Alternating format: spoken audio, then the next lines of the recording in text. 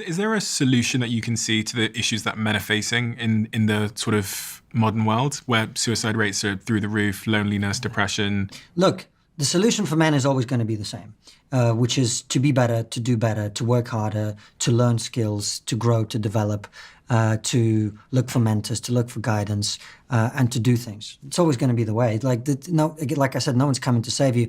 And this is why victimhood that we talked about earlier, it's especially bad for men, because, we feel sorry for women. We don't really feel sorry for men, right? So if a woman is a victim, everyone wants to go and help her and support her, and it's natural and understandable. There's a very good evolutionary reasons for this, I think, which is men are biologically disposable, basically. If you have a tribe of 10 men, 10 women, you send the men off to war, one comes back, you can replenish the tribe. And that's one very lucky dude. If you do it the other way around and you send the women off to war, you're screwed, right? And so men are kind of disposable. We didn't evolve to feel sorry for them. And so for guys, again, you just got to do stuff and be better. And yes, you've been dealt a bad hand. You have, compared to the previous generations where men were in charge and all of that. You're going to have to find a way.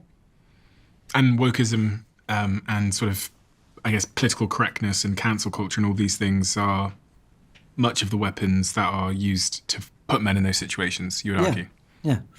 But, I think I always worry when we have these conversations that to say that men, young men especially, younger than me, I think, have a bad deal is often like people try and immediately shove you in some kind of box, like you're some men's rights, blah, blah, blah. I just think that's an observable fact.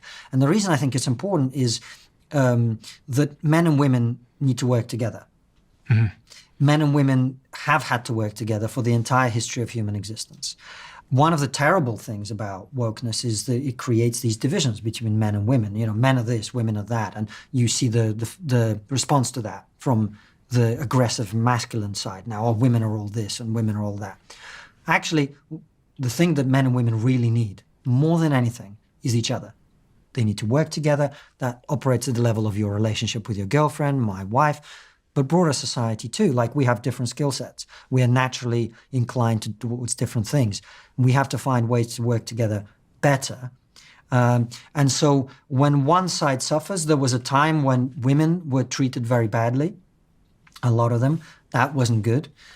Treating men badly isn't going to work out well either. What you really need is finding ways for men and women to be healthy together in relationships. And so that's, I think, important to say that that's the objective. If that's the goal, if that's the objective that we're holding up, then the question is, how do we get there? And the answer to that is not to point fingers at the other sex and say they are this and they are that, but to go, well, men are naturally aggressive and dominant and status-seeking and all of this stuff, and let's find ways to channel that into effective things. We need guys to stand on construction sites and hammer shit into the ground and all of that. And we need women to do other things that are more natural to them. I mean, look, once you have a kid and you start taking them to nursery, you find out that, there is no gender equality in a kindergarten. It's mostly women that run that place, and that's the way it should be, and that makes sense. So we have different inclinations, different skill sets. It's not to say there aren't exceptions of course there are, right? But generally speaking, we need to work together. That's the point. Yeah, and I think even mentioning that there might be biological differences in male and female is where people like those that are looking for they need to man up. Whataboutery, they come out in full arms. But I think anyone in their private relationship can very clearly state the differences between men and women. And as you say, they're not sweeping, and there are exceptions. But how beneficial, I don't know anything about you. We've just met. But I imagine your girlfriend's been instrumental in your life. Would that be fair to say? Of course. I wouldn't be anywhere near where I am without my wife. And we both reap the benefits of that. I'm sure that's the case with you.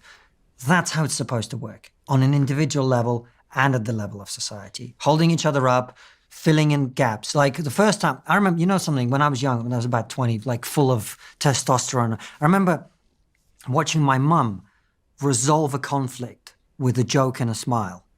And to me, it was like magic. I was like, whoa, you can do that?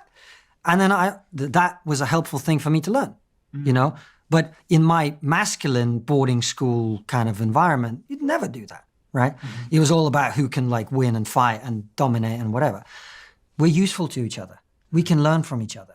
That's the attitude that we should have towards each other and the other sex. I love the term you used there when you said "hold me up," because that's exactly what my partner does for me. Right. And I think she'd probably say the same for her, Sure. which I think goes to your point about what it should be. This sort of mutual. We support. fill in the blanks in each other's maps of the world, in emotional states. There's certain emotional states that I find very hard to get out of. My wife can come in and be like, boom, boom, boom, done, and vice versa, right? And they're not the same. We've been told the lie that men and women are the same. What We're about not the same. problematic men like Harvey Weinstein and stuff? Like Yeah, terrible, of course. the whole Me Too movement exposed this wave of like. Someone on my podcast said, it was the neuroscientist in America. He said we've called men out, but we need to make sure we call them back in. If that kind of makes sense. Well, I think the mistake we made was we called men out instead of calling toxic men out. In the same way that people who are critical of women now, they will point to certain female traits or certain female people who behave in ways that are very toxic, and they will broaden and generalize from that onto all women, right? Harvey Weinstein does not represent me. In fact, throughout history, people like him would have actually been dealt with by good men and prevented from acting in that way, right? I guess the argument is that it is all men because you're having those conversations in your group chat and you're not checking your friend or your, I don't know, Harvey's friends didn't check him. What kind of group chats are you reading? This is what I see online is like. Right. But got to check that your- makes absolutely zero sense. This is the thing. Is like, if you want to generalize about an entire group of people, generally speaking, we think that's a bad thing to do. Like, if you were to do that about Pakistanis, people wouldn't be into that, right? If I was to do that about black people, nobody would be into that. But the moment it's men, suddenly that's totally cool. Now we're going to do this. Doesn't make any sense. Free speech is at the heart of this, right? Because we're talking about social media platforms, the ability to express ideas and not be scared. Free speech has been on a bit of a journey over even the last 10 years. I think if you just looked at where we were 10 years ago and then 5 years ago and then the pandemic and then now, it feels like all four of those moments were in a different place. What's your observation of that story arc of free speech? Well, it's all very contextual, right? And depends where you are, what you do, and what your opinions are. One thing people forget, give you one brief example, right? Because a lot of people make free speech a political issue. They say, well, this side cares about it because they want to say their stuff, and this side doesn't care about it because blah, blah, blah, right? During the pandemic, when the vaccine came out in America, the person who was pushing the vaccine was Donald Trump. And people who were opponents of his on the left said, I'm not taking Trump's vaccine, blah, blah, blah, blah, blah, blah, blah, right? The moment the presidency changed, suddenly you couldn't criticize the vaccine, right? And suddenly, you wanted to kill people if you had some reservations about some things about it, right? So free speech usually, and always has been really, is a weapon that people like to use against the other side, which is why you need people in the middle to kind of be the referee and say, guys, I don't care which one of you is in power now. We always need free speech so that we can criticize the people in power, not the right or the left, but the people in power, whoever that is. Now, from about 2014 onwards, particularly, I think there was a lot of restriction of speech from the left, from the progressive left. And that was part of wokeness. And by the way, just for your audience, I think it might be helpful. I always say this because people don't know this, where the term political correctness comes from. People think political correctness is, let's not be mean to people, let's not offend minorities, let's not make offensive jokes, blah, blah, blah. Never had anything to do with that.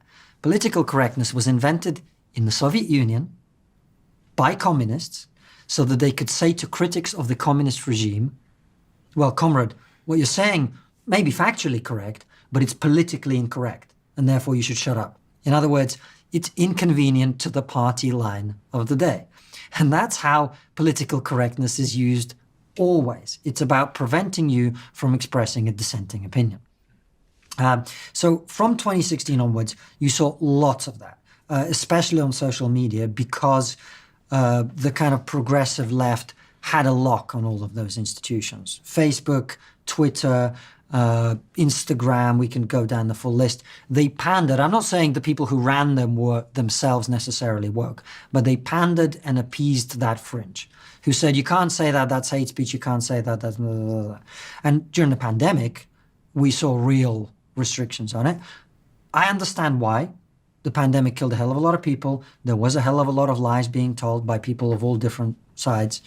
I was uncomfortable with the level of censorship we saw, though. I thought that a lot of very reasonable things were prevented from being talked about. One of them was where the virus came from.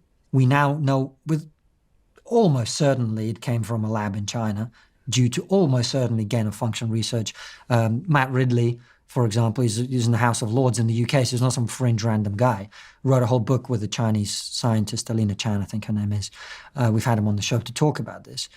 If you'd said that on social media in the early days of the pandemic, you would have been banned. Now we know that's almost certainly what happened, and it's really important where the virus came from, for obvious reasons, which is if it came from a lab where these people were messing around with viruses, don't we want to know that?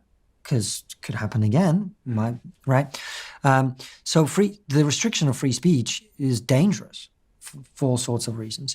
And then Elon Musk bought Twitter. And I think since then we've seen that, a friend of mine's very fond of saying that 0 is a special number.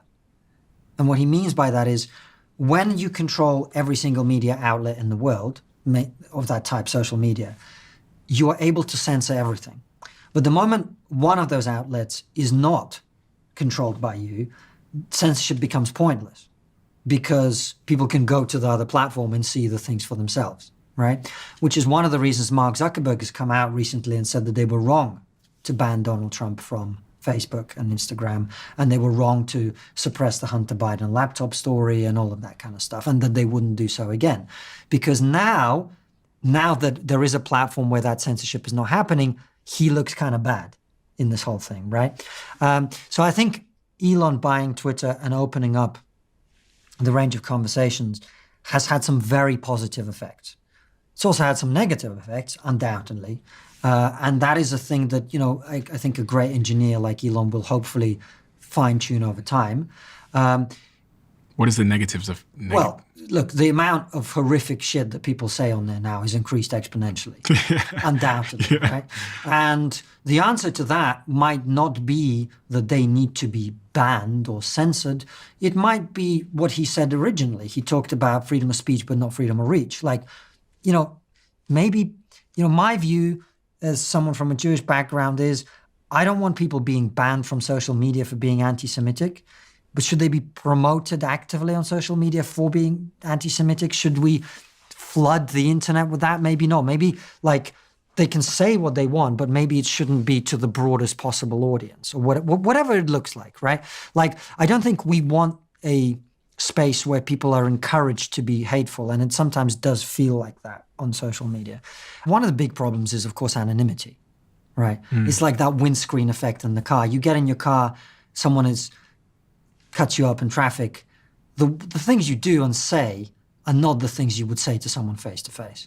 And if you have complete online anonymity, it encourages people to be the worst version of themselves. How you resolve that, we don't know. It's a complicated problem. I mean, social media is a giant conundrum. Personally, I am still, despite all that horrible shit, on the side of the opening up is good. We don't want people being banned for expressing the wrong opinion about the pandemic, the vaccine, the whatever, unless they're really being nefarious. There's a balance to be found. We haven't found it yet. If you love the Diary of a CEO brand and you watch this channel, please do me a huge favor. Become part of the 15% of the viewers on this channel that have hit the subscribe button. It helps us tremendously, and the bigger the channel gets, the bigger the guests.